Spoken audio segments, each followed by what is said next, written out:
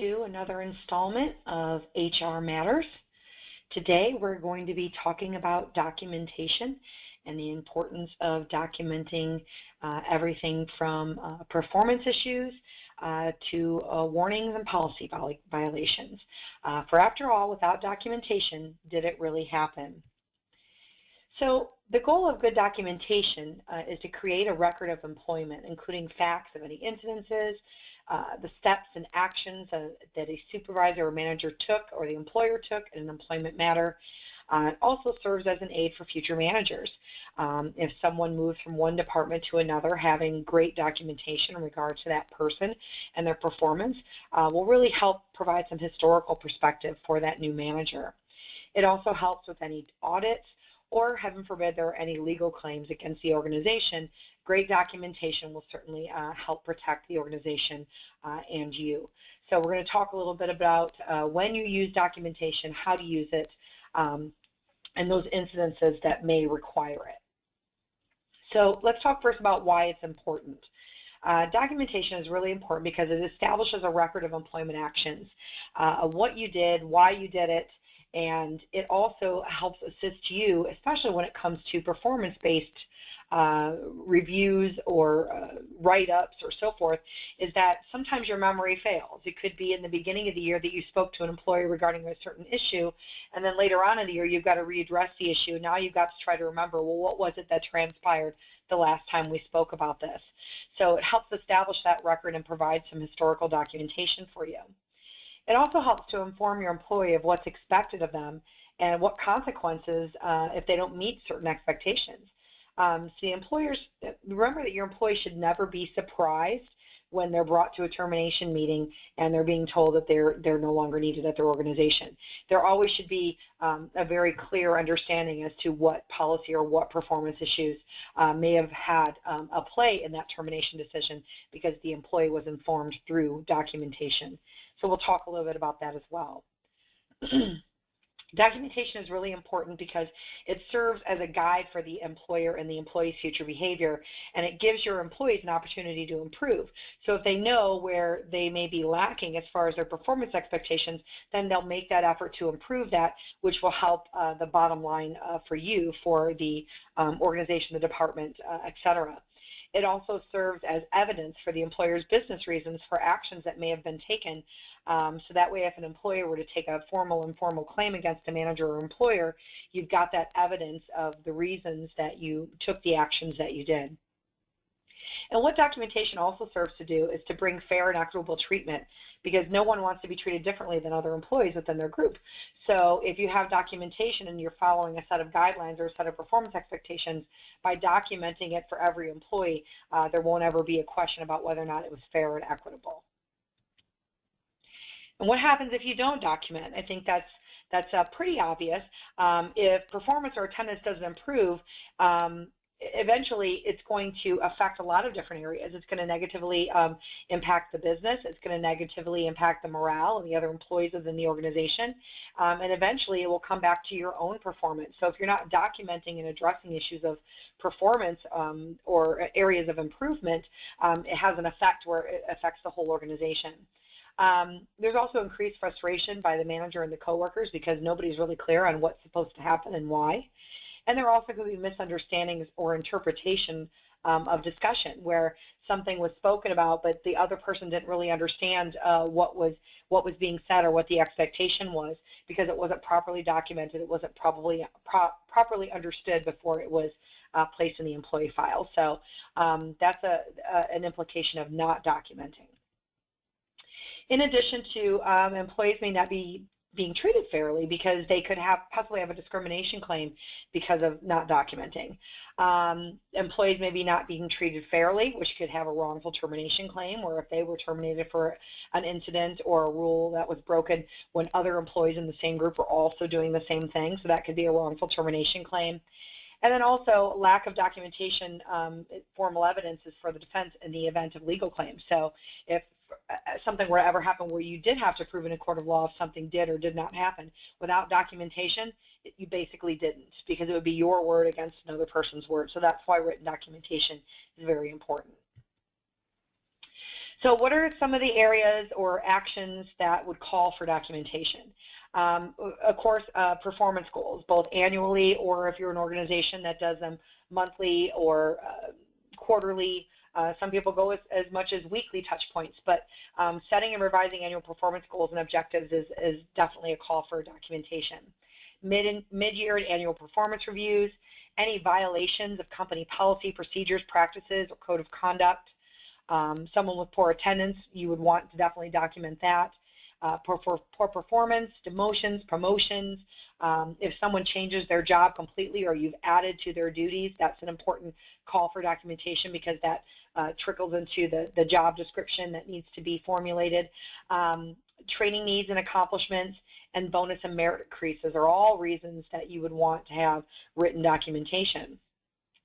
And then there are certain areas that certainly you're going to want documentation for, but you may need the assistance of your HR representative, whether that person is on site at your organization or if you call your HR account manager from HR Shield to assist you in these particular areas. Anytime you're making an accommodation for a religious or medical disability reason, anything related to FMLA if you have 50 or more employees, significant changes to job duties, if you're demoting somebody or promoting them. Let's say that you decide to give somebody an opportunity to do some telecommuting and work from home. You definitely want to talk to HR about that because, again, it comes down to that fair and equitable. Are you providing everyone in those same instances that same accommodation? Harassment claims, if you're getting to the point where you're on a final written warning, which could lead to termination at the next infraction, you definitely want to speak to HR before that. Any egregious code of conduct or policy violations, such as theft, anything that is very serious and could lead to termination, layoffs, and termination. So all of those things, before you start to do your documentation and sit down and have that conversation, you certainly want to consult with HR first to ensure that it's being done in the proper manner and some investigation is done in advance of that. Everybody's heard of the verbal warning. I think we give them in some fashion every day. It doesn't necessarily have to be called a warning. It could be a verbal coaching, something along those lines. But when you are doing that, it's definitely suggested that when you're giving a verbal warning that you either set a time and place where you can provide that to the employee separate from their group, or do it in such a way where other people aren't overhearing what it is that you're speaking them to about. Before you sit down with them, make some notes on what you want to say in advance so that you're prepared for the conversation. And remember that your employee does have a right to representation. If they do ask, you don't have to ask them if they want one, but if they do ask to have somebody else with them, they certainly are welcome to do so.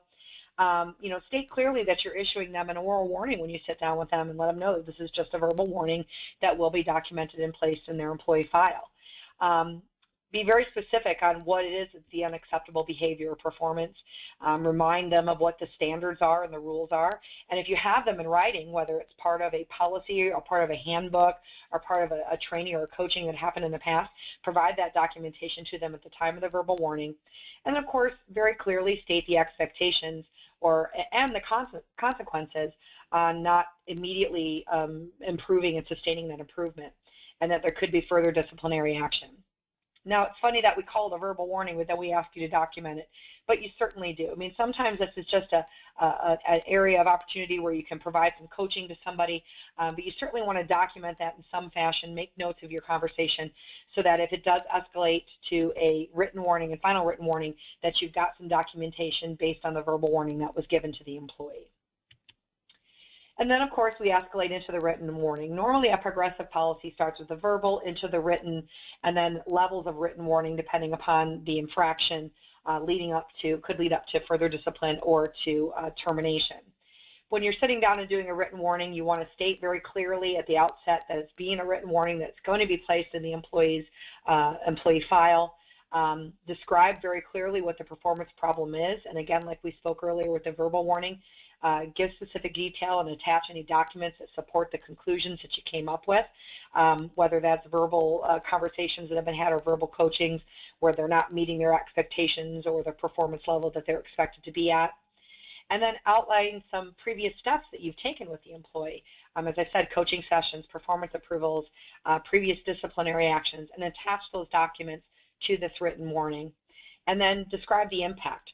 Let them know that what the reason is, that what's happening, this performance issue or this work rule violation, what the impact of that particular problem is to the department, to the organization. And then, of course, note the explanation. You want to give your employee an opportunity to, answer back or speak to why the performance issue is occurring, or why the policy violation or the workplace violation happened. And if they don't offer you one, or they decline to offer one, certainly write it down and say, had no explanation, or whatever the case may be. Notate that on the written warning. Reiterate what the expectations are regarding the behavior or the performance, and make sure you let them know if they don't immediately sustain the improvement that it could lead up to further disciplinary action. Now, when we're doing a written warning, something that we always suggest is to ask the employee to, because sometimes you want them to sign the written warning. That would be great, but not all employees are going to be willing to sign off on a written warning. So a really good practice to get into whenever you're giving a written warning, especially related to performance issues, is to ask the employee to repeat back to you what the expectation is.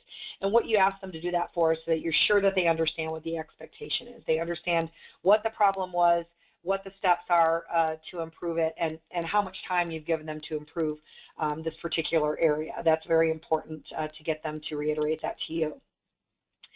Some of the guiding principles when you're sitting down and doing this written warning with an individual is to maintain a professional manner and keep confidential between you and the employee the discussion and the outcome.